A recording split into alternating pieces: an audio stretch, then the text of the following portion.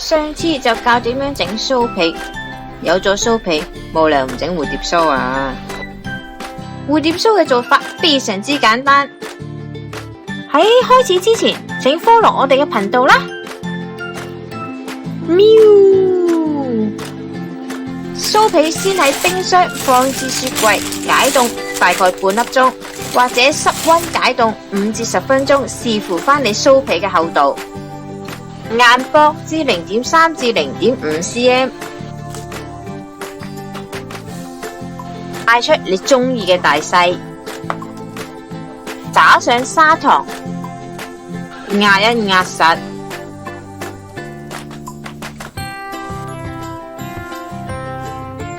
可以選擇只係折一層，酥皮就會大隻啲，但係會比較薄身。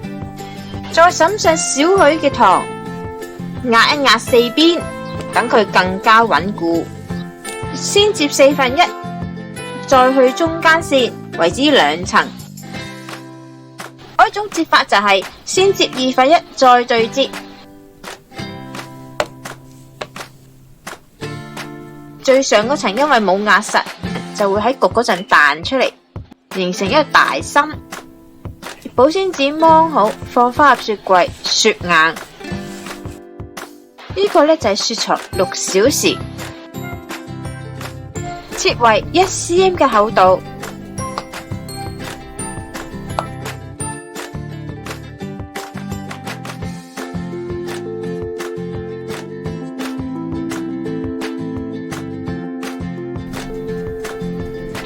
每焗之前，每一層係 0.3 cm， 成個係 2.5 cm 厚。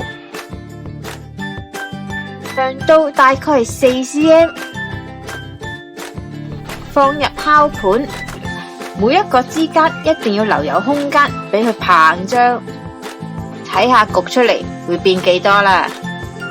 溫度大概180度至190度，焗大概20至30分鐘，直至完全乾身為止。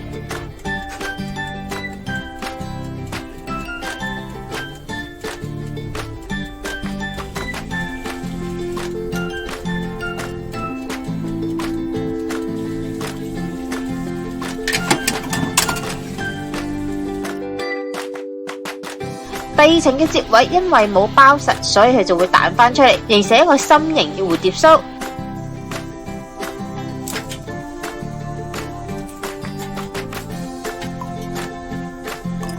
酥皮嘅每一層都可以膨脹。呢度有3隻唔同顏色嘅蝴蝶酥，但係由同一隻酥皮所造成。點解顏色會唔同？因為受糖嘅多少而影響。第一個係糖最多，顏色焗起嚟會比較深色，聲音聽落比較硬，大刀而脆噶，唔好敲咁大力啊！係鬆軟，係鬆脆，食落口會似薯片。原因係焗嗰陣大量嘅糖融化，水滲入酥皮之中，令到酥皮變得鬆脆。中間糖比較少，顏色會比較淺。糖越少就越鬆化。第3個係冇落糖，純原味，顏色係最淺嗰個。越鬆軟代表熱越烤爛，2隻手指都捏得爆嗰隻啊！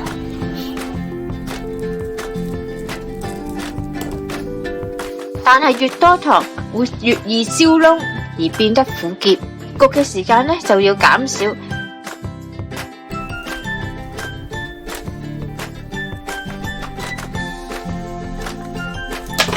我諗大家啱啱都見到一碟已經係爛咗，所以呢你可以想象到佢係幾脆。今日嚟到呢度啦。詳細嘅食譜我哋會擺落 Facebook 嗰度，有興趣嘅大家可以去睇一睇。